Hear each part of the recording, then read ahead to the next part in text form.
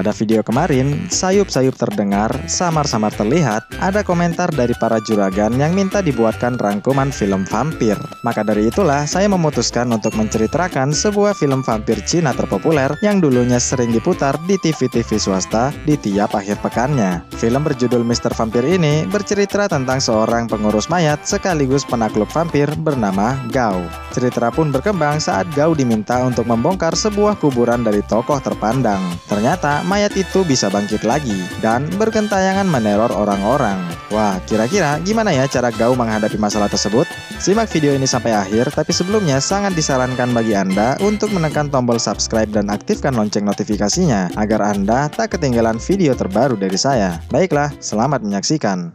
Mohon perhatian, pintu teater 1 susah dibuka. Film bermula dari seorang pengurus vampir Cina bernama Man Choi yang tengah memberikan sesajen dupa di kamar mayat. Buat yang belum tahu, vampir Cina adalah mayat kaku yang diberdirikan menggunakan pakaian dinasti Qing.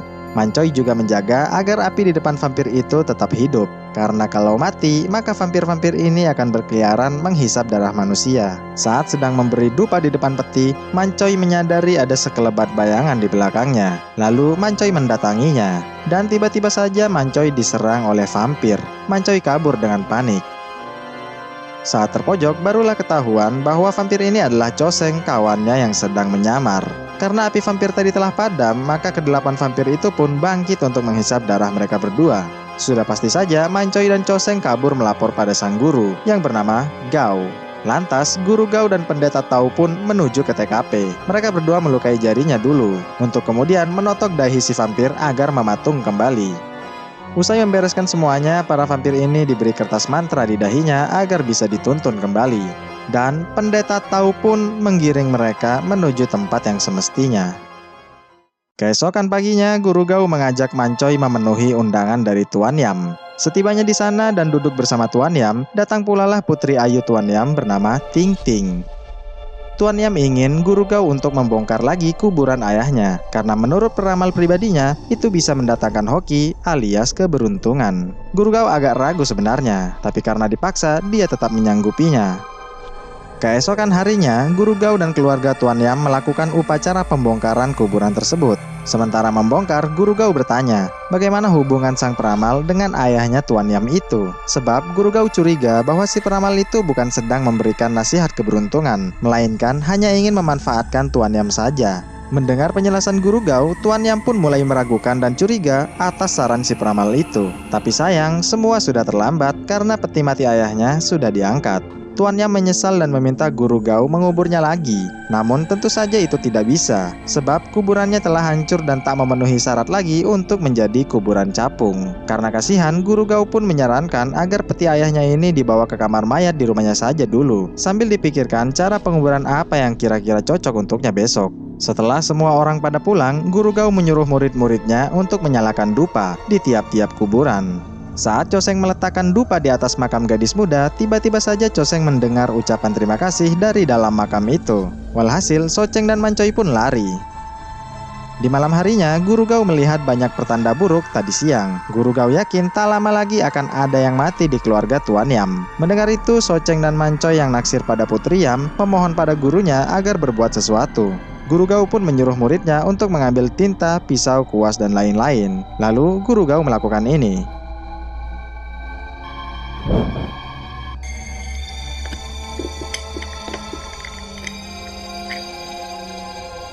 Guru Gao menyuruh muridnya untuk membuat garis-garis di seluruh peti tanpa terkecuali, menggunakan cairan sakti itu. Guru Gao takut mayat ini dulu matinya tidak ikhlas, karena kalau betul, maka dia akan menjadi vampir penghisap darah. Setelah itu, Choseng dan Man Choi sempat bercanda, dan insiden ini pun terjadi.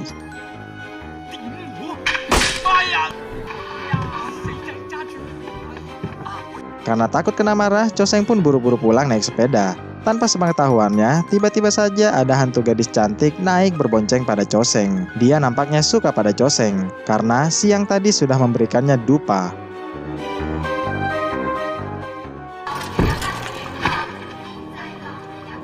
Karena kejedot, hantu ini pun menghilang.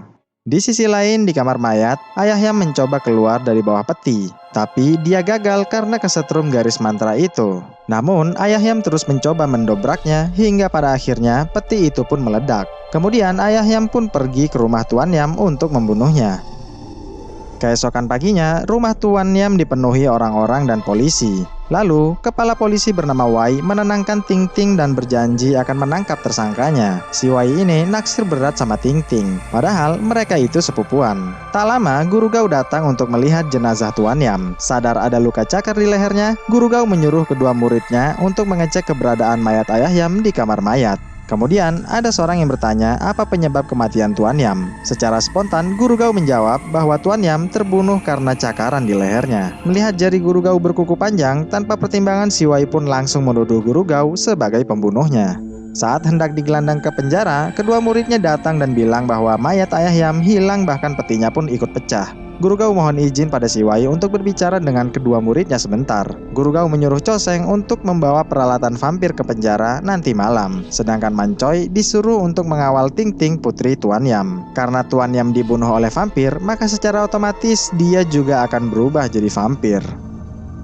Di malam harinya, di penjara, si Wai memaksa Guru Gao untuk mengaku. Si Wai menancapkan besi panas bertuliskan preman ke perut Guru Gao. Tapi bohong, itu cuma simulasi. Lalu Guru Gao dimasukkan ke dalam sel. Si Wai minta besok subuh Guru Gao sudah harus mengakuinya. Sendirian di penjara, Guru Gao mengeluarkan kepalanya untuk mengecek apakah Tuan Yam sudah berubah atau belum. Tapi sayang, kepalanya tersangkut di jeruji besi. Tak lama, Choseng pun datang dan mengeluarkan kepala gurunya itu. Kemudian, Choseng menyerahkan seluruh peralatan vampir gurunya. Di saat yang bersamaan, Choseng melihat Tuan Yam bangkit dan menjadi vampir. Sontak saja, Guru Gao pun menyuruh Choseng untuk menempelkan kertas mantra ini ke dahinya. Meski takut, Choseng tetap menyanggupinya. Dengan bersusah payah, akhirnya kertas itu pun tertempel di dahinya. Dan secara otomatis, vampir Tuan Yam pun mematung. Mendengar ada keributan, si Wai masuk lagi. Walhasil, Choseng pun bersembunyi. Si Wai dan anak buahnya membaringkan lagi mayat pamannya itu. Lalu, mengetahui ada yang bersembunyi, si Wai pun menyuruh anak buahnya untuk keluar. Si Wai girang karena mendapatkan mangsa yang terjebak. Si Wai juga tak sengaja mencabut kertas mantra pamannya itu. Saat si Wai hendak beraksi, kemudian inilah yang terjadi.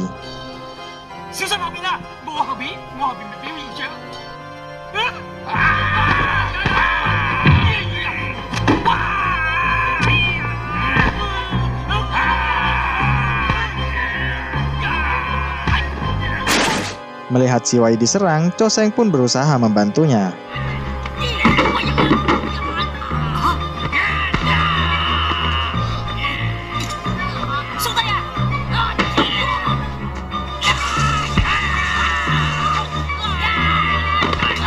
Si Wai kembali diserang. Dia melempar kunci penjara agar Guru Gao menolongnya. Namun, kepala Guru Gao tersangkut lagi. Lalu, Choseng memasangkan kembali kertas mantranya itu.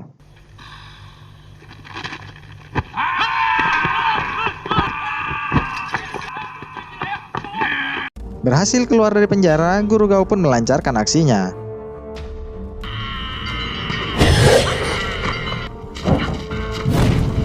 Dan vampir Tuan Yam pun lenyap terbakar. Sementara itu, di rumah Ting Ting, Mancoy menjaga dan menunggu kehadiran vampir. Mancoy mengunci pintu, tapi tetap saja didobrak oleh si vampir. Kemudian, mereka berdua kejar-kejaran. Tak lama, Guru Gao dan yang lainnya pun datang.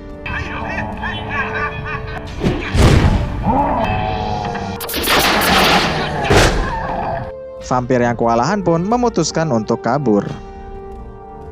Usai vampir pergi, rupanya Mancoy tergigit oleh si vampir. Akibatnya, Mancoy berpeluang berubah menjadi vampir juga. Tapi Guru Gao akan mencoba mengobatinya, lalu menyarankan Ting Ting untuk tinggal bersama mereka dulu.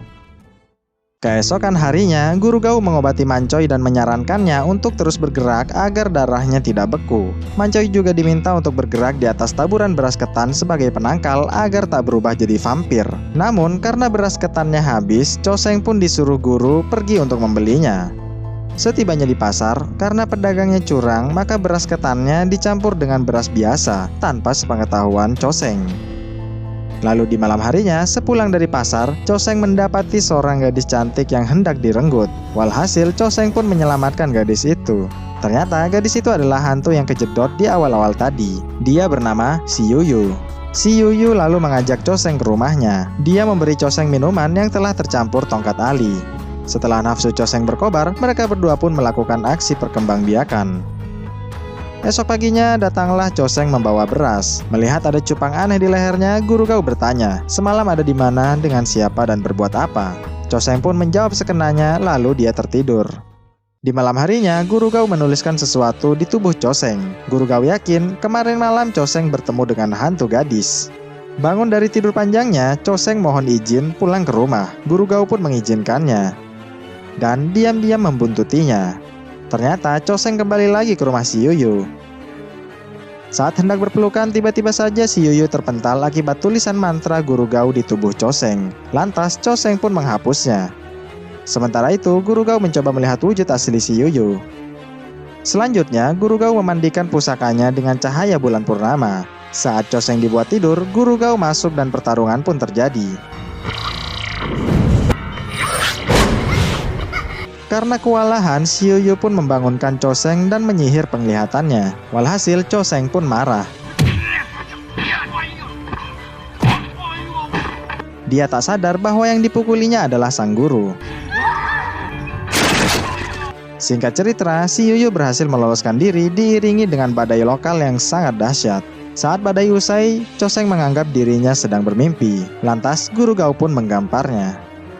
Setibanya di rumah, Guru Gao ngomel pada kedua muridnya yang gak guna itu. Guru Gao pun berniat untuk membasmi Si Yuyu jika dia berani datang ke rumah ini.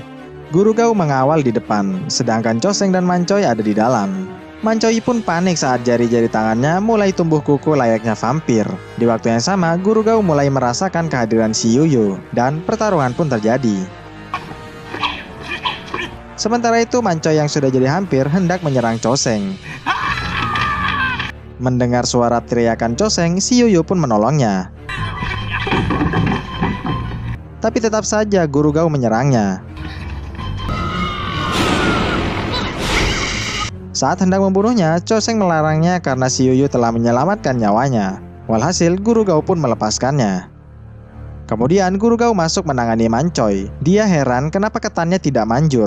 Setelah dicek, barulah terungkap bahwa ketan ini sudah tercampur dengan beras biasa.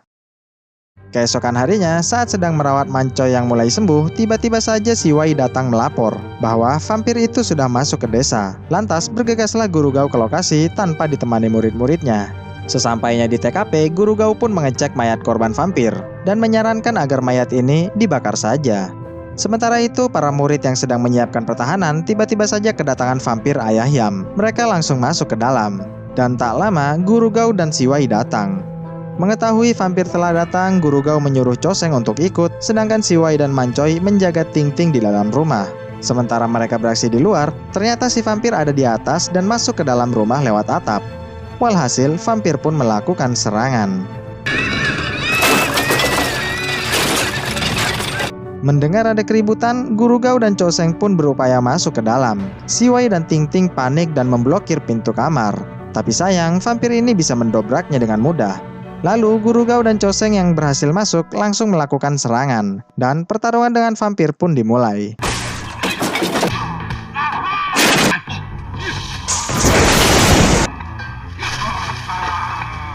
Di tengah keributan, Si Wai membuka pintu agar mereka semua bisa kabur. Rupanya, itu adalah pasukan vampir milik Pendeta Tao yang hendak membantu Guru Gao. Pendeta Tao pun langsung menyuruh mereka menyerang vampir Ayah Yam.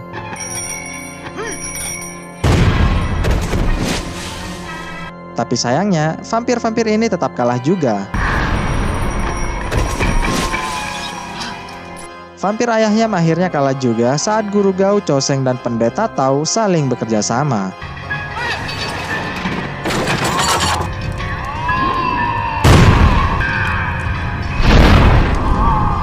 Film pun berakhir dengan adegan vampir Ayah Yam yang terbakar hebat hingga lenyap.